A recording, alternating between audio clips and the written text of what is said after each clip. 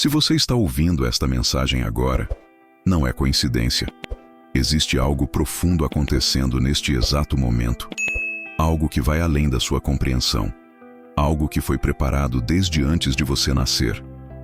Há um chamado ecoando do invisível para o visível, das dimensões espirituais para a sua realidade física. E esse chamado tem seu nome escrito nele. Nos próximos 30 minutos, você vai descobrir coisas sobre si mesmo que estavam adormecidas. Verdades sobre seu propósito que foram enterradas por anos de decepção e dor. E uma força dentro de você que estava esperando apenas ser reconhecida para explodir em manifestação poderosa. Sua fé não está morta. Ela nunca esteve. Ela apenas está dormindo. Como uma brasa escondida sob as cinzas frias, ela ainda brilha, ainda pulsa, ainda carrega o potencial de se transformar em chama que consome tudo. E esta mensagem é o sopro divino que vai reacender o que você achava que tinha se apagado para sempre. Então respire fundo, desligue tudo ao redor e permita que estas palavras penetrem não apenas nos seus ouvidos, mas no mais profundo do seu ser. Porque o que você está prestes a ouvir pode mudar completamente a trajetória da sua vida. Existe uma diferença brutal entre religião e fé verdadeira, e a maioria das pessoas passa a vida inteira confundindo uma com a outra. Religião é o conjunto de regras, rituais, tradições que você segue porque foi ensinado a seguir. Fé verdadeira é a força viva que te conecta diretamente com o divino, sem intermediários, sem fórmulas, sem amarras. Religião te prende, fé te liberta. Religião te faz sentir culpado, fé te faz sentir amado. Religião te diz o que você não pode fazer, fé te mostra o que você pode se tornar. E se você tem se sentido esvaziado espiritualmente, se as orações parecem mecânicas, se a igreja virou obrigação ao invés de alegria, o problema não é com Deus. O problema é que você está tentando viver de religião quando foi criado para viver de fé. Hebreus capítulo 11, versículo 1, define fé de uma forma que revoluciona tudo. Ora, a fé é a certeza daquilo que esperamos e a prova das coisas que não vemos. Você percebe o poder dessa definição? Fé não é esperança vaga. Fé é certeza de algo que ainda não se manifestou. Não é desejo tímido. É prova concreta no reino espiritual de algo que ainda não materializou no reino natural. É como ter o contrato assinado antes do imóvel ser construído. É como ter a vitória garantida antes da batalha começar. É como ter o diploma antes de fazer o curso. Porque no reino espiritual, quando você tem fé genuína, você já possui o que está buscando. Só está esperando a manifestação física alcançar a realidade espiritual. Mas aqui está o problema que mantém a maioria das pessoas presas em mediocridade espiritual. Elas estão tentando ver para crer, quando o princípio do reino é exatamente o oposto. Você precisa crer para ver. Tomé disse a Jesus: "Se eu não vir, não creio." Jesus respondeu: "Bem-aventurados os que não viram e creram."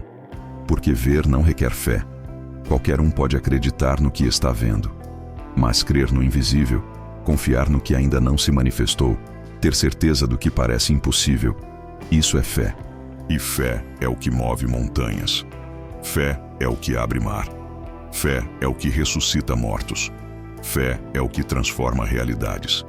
Você já passou por tantas decepções que começou a proteger seu coração de acreditar de novo.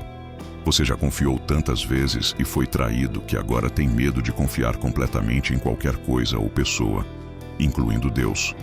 Você já esperou tanto por promessas que não se cumpriram que agora prefere não esperar mais para não se decepcionar de novo. Mas aqui está a verdade dolorosa.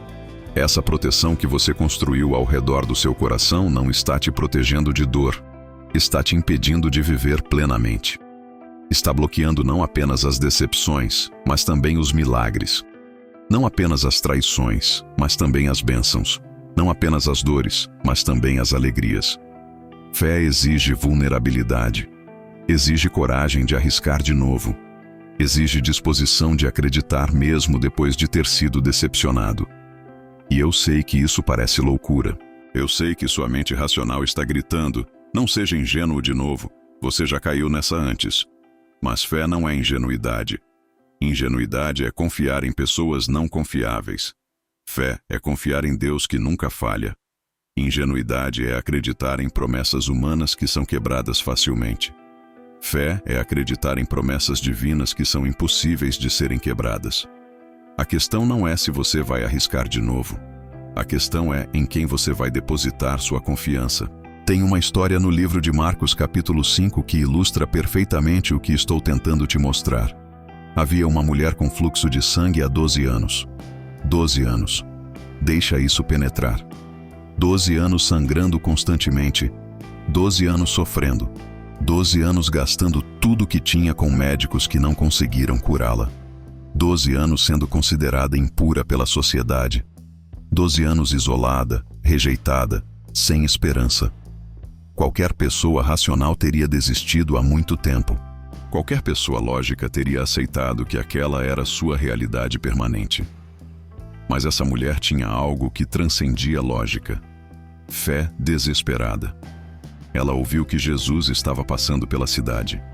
E algo dentro dela, algo irracional, algo que desafiava todos os anos de decepção, sussurrou: se eu apenas tocar nas vestes dele, serei curada. Não talvez seja curada. Não espero ser curada. Mas serei curada. Certeza absoluta de algo que ainda não aconteceu. Isso é fé pura. Então ela se arrastou pela multidão, se arriscou a ser pisoteada, quebrou todas as regras religiosas que diziam que ela não podia estar ali por ser impura e tocou na borda da veste de Jesus. E imediatamente o fluxo de sangue estancou. 12 anos de sofrimento resolvidos em um segundo de fé. Mas aqui está o detalhe que muda tudo. Jesus virou e perguntou: quem tocou nas minhas vestes? Os discípulos ficaram confusos. Mestre, há uma multidão te comprimindo e você pergunta quem te tocou? Muita gente estava tocando Jesus aquele dia. Muita gente estava perto dele. Mas apenas uma pessoa tocou com fé. Os outros tocavam com curiosidade, com admiração, com dúvida, com ceticismo. Mas ela tocou com expectativa de milagre. E Jesus sentiu poder saindo dele. Porque fé ativa o poder de Deus de uma forma que nada mais ativa. Você pode ir à igreja toda semana, cantar todos os louvores, ouvir todos os sermões, participar de todos os eventos e ainda assim estar apenas tocando em Jesus sem fé verdadeira. Você está perto da presença, mas não está conectado ao poder. Você está na multidão, mas não está tendo encontro genuíno. Porque proximidade física não garante transformação espiritual. Religiosidade não garante milagre. O que garante é fé desesperada, fé que não aceita não como resposta, fé que se arrisca contra toda lógica, fé que diz: eu vou ter o meu milagre mesmo que eu tenha que atravessar multidões para conseguir. E aqui está o chamado que está ecoando para você agora. Pare de apenas estar perto de Deus e comece a tocar em Deus com fé. Pare de ser mais um na multidão religiosa e se torne aquele que se destaca pela fé radical. Pare de orar orações educadas e comece a orar orações desesperadas. Porque Deus não se move por educação religiosa. Deus se move por fé genuína. Ele não está procurando pessoas comportadas. Está procurando pessoas famintas. Não está procurando os que sabem todas as doutrinas. Está procurando os que têm coragem de acreditar contra toda evidência. Escreva nos comentários agora: eu toco em Deus com fé e o poder dele me transforma. Não escreva levianamente. Escreva como uma declaração de guerra contra toda incredulidade, contra todo medo, contra toda dúvida que tem te impedido de viver no sobrenatural. Existe um tipo de fé que a maioria das pessoas nunca experimenta porque ela custa algo que elas não estão dispostas a pagar. É a fé que exige ação antes da evidência. A fé que te faz dar passos no escuro confiando que Deus vai iluminar o caminho enquanto você anda. A fé que te faz começar antes de saber como vai terminar. A fé que te faz plantar mesmo sem ver terra fértil. E essa fé que age antes de ver, é a que realmente transforma realidades. Tiago capítulo 2 é brutal sobre isso.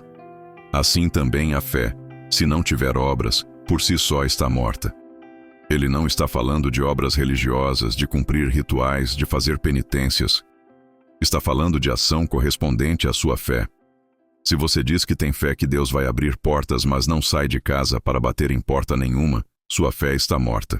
Se você diz que tem fé que Deus vai prover, mas não dá o primeiro passo no projeto que Deus colocou no seu coração, sua fé está morta. Se você diz que tem fé que Deus vai curar, mas não para de se envenenar com pensamentos negativos e hábitos destrutivos, sua fé está morta. Fé viva age. Fé viva se move. Fé viva toma decisões arriscadas. Fé viva queima pontes. Fé viva investe tudo. Fé viva não tem plano B porque está completamente comprometida com o plano A de Deus. E eu sei que isso assusta. Eu sei que você quer garantias antes de agir. Você quer ver o caminho completo antes de dar o primeiro passo. Você quer ter certeza absoluta antes de se comprometer. Mas isso não é fé. Isso é planejamento estratégico.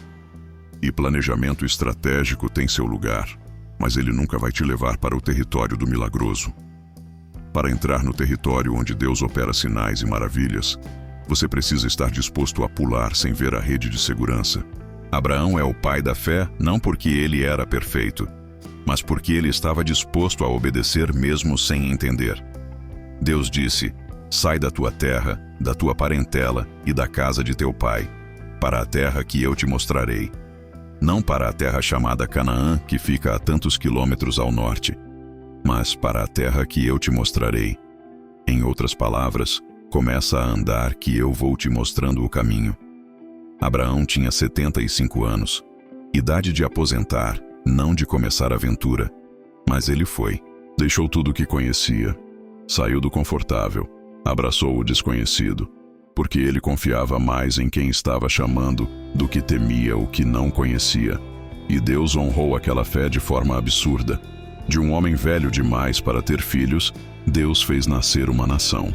De um nômade sem terra própria, Deus fez o pai de multidões. De alguém que saiu sem saber para onde ia, Deus fez o exemplo eterno de fé para todas as gerações. Porque quando você age em fé, quando você obedece mesmo sem entender, você ativa uma dimensão do favor divino que simplesmente não está disponível para os que ficam parados esperando ter tudo resolvido antes de se mover. Mas tem um momento na história de Abraão que revela o nível mais profundo de fé possível. Deus pediu para ele sacrificar Isaque, o filho da promessa, o filho que ele esperou 25 anos para ter. Isso não fazia sentido nenhum. Como Deus ia cumprir a promessa de fazer de Abraão pai de multidões, se o único filho seria morto? A lógica gritava: isso não pode ser de Deus. Mas Abraão tinha algo que transcendia a lógica. Hebreus capítulo 11 revela o pensamento dele. Abraão considerou que Deus era poderoso até para ressuscitar Isaque dentre os mortos. Ele não entendia como, mas confiava em quem. Ele levou Isaque ao monte, construiu o altar, amarrou o filho, levantou a faca, e no último segundo, Deus proveu o cordeiro. Abraão passou no teste. Não o teste de obediência cega, mas o teste de confiança total.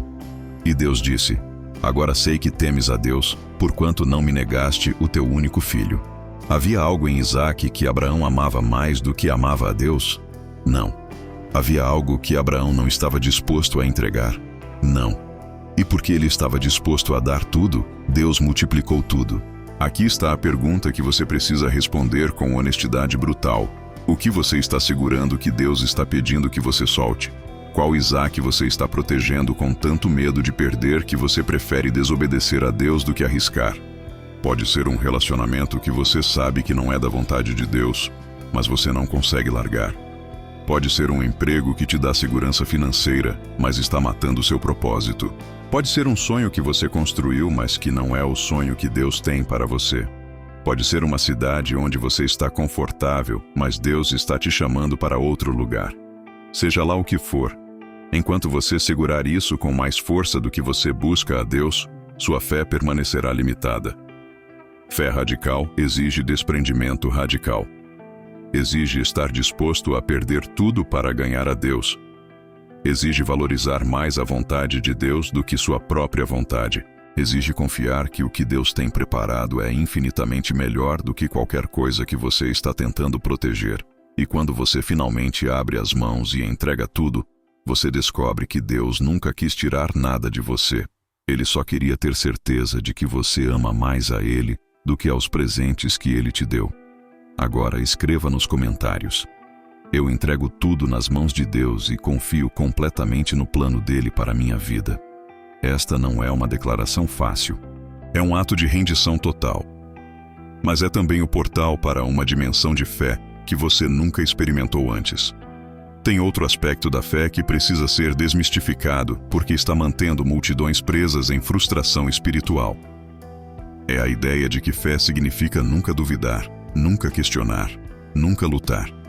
Como se você tivesse que fingir que está tudo bem quando está tudo desmoronando. Como se você não pudesse ser honesto com Deus sobre suas dúvidas e medos. Mas isso não é fé bíblica. Isso é negação disfarçada de espiritualidade. Olha para Jó. Perdeu tudo: filhos mortos, riqueza destruída, saúde arruinada, esposa desesperada, amigos acusadores. E no meio de tudo isso, ele questiona Deus. Ele expressa sua dor. Ele não finge que está tudo bem. Ele grita sua angústia, mas aqui está a diferença crucial. Ele questiona enquanto permanece. Ele duvida enquanto se mantém fiel. Ele não entende, mas não abandona. E no final, Deus restaura tudo em dobro. Não porque Jó fingiu estar bem, mas porque Jó foi honesto e fiel ao mesmo tempo. Ou olha para Davi. Metade dos salmos são ele reclamando com Deus: até quando, Senhor? Por que me abandonaste? Onde está a tua promessa? Ele não estava sendo educado e religioso, estava sendo real e humano, e Deus amava isso. Porque Deus prefere honestidade bruta à hipocrisia religiosa. Prefere alguém que grita sua dor, mas continua buscando, do que alguém que sorri na igreja, mas está morrendo por dentro. Então, se você está lutando, se está duvidando, se está questionando, isso não significa que sua fé está morta. Significa que sua fé está sendo refinada. O problema não é ter dúvidas. O problema é deixar as dúvidas te paralisarem. O problema não é questionar Deus. O problema é questionar e depois abandonar. Mas se você questiona e permanece, se você duvida mas continua buscando, se você luta mas não desiste, sua fé está viva e crescendo. Fé madura não é ausência de dúvida. É escolha de confiar apesar da dúvida. Não é nunca questionar. É questionar e ainda assim obedecer. Não é fingir que está tudo bem. É reconhecer que está difícil, mas Deus continua no controle. É como Pedro caminhando sobre as águas. Ele começou bem, mas quando viu o vento e as ondas, começou a afundar. E ele gritou: Senhor, salva-me. Ele não fingiu que estava tudo bem. Não tentou se salvar sozinho. Clamou por ajuda. E Jesus imediatamente estendeu a mão e o segurou. Você percebe? Jesus não o condenou por duvidar. Não disse: sua fé fraca, você não merece andar sobre as águas. Ele simplesmente o segurou. Porque a fé que Jesus procura não é perfeita. É genuína, não é sem medo. É corajosa apesar do medo. Não é sem dúvida. É perseverante apesar da dúvida. E quando você clama por ajuda no meio da tempestade, quando você reconhece que não consegue sozinho, quando você estende a mão para Deus mesmo tremendo de medo, Ele sempre, sempre, sempre te segura. Então pare de carregar culpa por ter dúvidas. Pare de se condenar por não ter fé perfeita. Pare de fingir para Deus, para a igreja, para os outros, que você tem tudo resolvido quando você está quebrado por dentro. Seja honesto. Seja real, seja vulnerável, e vai descobrir que Deus não se assusta com sua humanidade. Ele se comove com ela, e é na sua fraqueza que a força dele se aperfeiçoa. Existe uma dimensão de fé que poucos alcançam porque ela requer algo que vai contra todo o instinto de sobrevivência. Fé que louva no deserto, fé que canta no vale, fé que dança na prisão. Não depois que o milagre aconteceu, mas antes. Não quando está tudo resolvido, mas quando está tudo destruído. Não quando você vê a resposta, mas quando você só vê impossibilidade. Paulo e Silas em Atos capítulo 16 demonstraram isso de forma poderosa. Foram presos injustamente, espancados brutalmente, jogados na prisão de segurança máxima com os pés presos no tronco. Qualquer pessoa normal estaria reclamando, murmurando, questionando. Deus, onde você está? Estávamos servindo a ti e olha no que deu. Mas o que eles fizeram? À meia-noite, com as costas sangrando, com os pés presos, com o corpo doendo, eles começaram a cantar hinos e louvar a Deus. Isso é loucura para a mente natural. Isso desafia toda a lógica, mas é exatamente esse tipo de fé que quebra prisões literais e espirituais. Porque quando eles começaram a louvar, um terremoto sacudiu a prisão, as correntes se quebraram, as portas se abriram. O louvor deles na prisão abriu não apenas suas correntes, mas acabou levando o carcereiro e toda a sua família à salvação. Se eles tivessem ficado reclamando, murmurando, afundados na autopiedade, teriam passado a noite na prisão e saído amanhã amargurados. Mas porque escolheram louvar no vale, experimentaram libertação sobrenatural. Qual prisão você está preso agora? Pode ser prisão de dívidas. Pode ser prisão de doença. Pode ser prisão de relacionamento tóxico. Pode ser prisão de vício. Pode ser prisão de depressão. Pode ser prisão de medo. E você está esperando sair da prisão para então louvar a Deus. Mas o princípio do reino é inverso. Você louva primeiro, e o louvor quebra as correntes. Você adora em meio à dor, e a adoração abre as portas. Você escolhe ter atitude de gratidão, mesmo quando não há nada natural pelo qual ser grato. E essa fé radical move o braço de Deus. Isso não é positividade tóxica. Não é fingir que a dor não existe. É reconhecer que acima da dor existe um Deus soberano que está operando mesmo quando você não vê. É escolher focar mais em quem Deus é do que no problema que você está enfrentando. É declarar a bondade de Deus mesmo quando as circunstâncias gritam o contrário. E quando você faz isso, quando você louva no vale, você está fazendo uma declaração poderosa no reino espiritual. Eu confio em Deus mais do que confio no que estou vendo. Eu acredito nas promessas dele mais do que acredito nas minhas circunstâncias. Escreva agora nos comentários. Eu louvo a Deus na tempestade e minha fé move montanhas. Declare isso em voz alta se você estiver sozinho. Porque essa declaração é um ato profético que está mudando sua realidade agora mesmo. Mas tem um último nível de fé que precisa ser destravado em você. E é o mais difícil de todos. É a fé que espera no tempo de Deus sem desistir.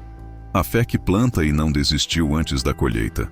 A fé que continua acreditando quando todos os prazos já passaram e nada aconteceu. Porque uma coisa é ter fé para um milagre rápido.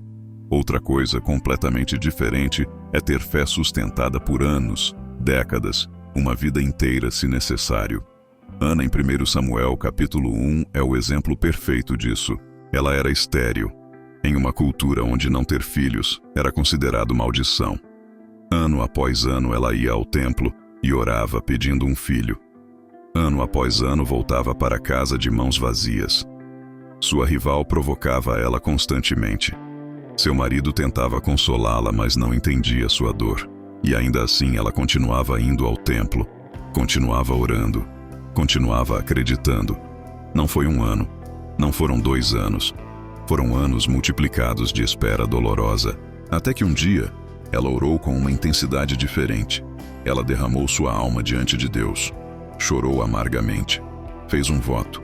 E o sacerdote Eli, vendo ela orando com tanta intensidade que nem conseguia falar direito, pensou que ela estava bêbada. Mas ela não estava bêbada de vinho. Estava bêbada de fé desesperada. E naquele dia, algo mudou. Ela saiu do templo diferente.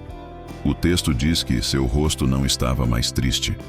Nada tinha mudado externamente ainda. Ela ainda não estava grávida. Mas algo tinha acontecido no reino espiritual. E ela sabia. No tempo certo, Deus abriu sua madre e ela concebeu Samuel, que se tornou um dos maiores profetas de Israel. Mas aqui está o princípio. Se ela tivesse desistido no 10º ano de espera, não teria recebido no 11º. Se ela tivesse desistido quando todos diziam para ela aceitar que nunca teria filhos, ela teria perdido o milagre que estava a meses de distância. Muitos milagres morrem prematuramente não porque Deus mudou de ideia, mas porque as pessoas cansaram de esperar. Você está em que ano da sua espera?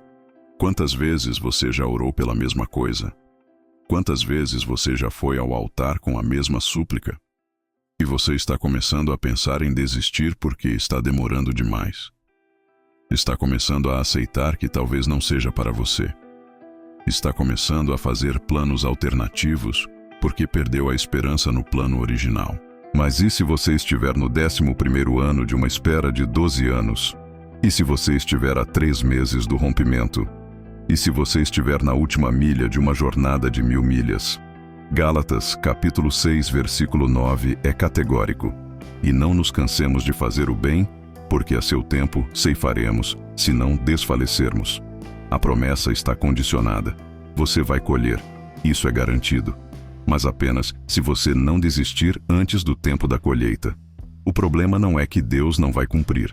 O problema é que muita gente desiste um dia antes do milagre. Planta, rega, cuida, mas desiste quando a semente estava prestes a brotar. E nunca sabemos o quão perto estávamos. Então aqui está o chamado final que está ecoando para você. Não desista agora. Não quando você chegou tão longe. Não quando você já passou pelo pior. Não quando está tão perto da manifestação. Continue orando aquela oração que você já orou 1000 vezes. Continue acreditando naquela promessa que parece impossível. Continue agindo em fé mesmo quando não vê resultado. Porque sua colheita está amadurecendo. Seu milagre está sendo preparado. Seu rompimento está chegando. E se você desistir agora, você nunca vai ver o que Deus estava preparando para você nos bastidores. Este é o chamado que vai despertar sua fé. Não um chamado para religiosidade vazia, mas um chamado para intimidade genuína com Deus. Não um chamado para rituais mecânicos, mas um chamado para relacionamento transformador. Não um chamado para fingir que está tudo bem, mas um chamado para ser real e confiar que Deus opera no meio da sua realidade bagunçada. Este é o chamado para você sair da multidão dos religiosos e entrar no grupo seleto dos que realmente creem. Para você deixar de ser morno e se tornar radical. Para você parar de apenas sobreviver e começar a viver na plenitude do que Deus planejou para você. E quando você responder a esse chamado, quando você escolher acreditar contra toda evidência, quando você decidir confiar apesar de todas as decepções, quando você optar por louvar em meio ao vale, quando você se comprometer a não desistir não importa quanto demore, você vai experimentar uma dimensão de Deus que você nem sabia que existia. Você vai ver milagres que desafiam explicação.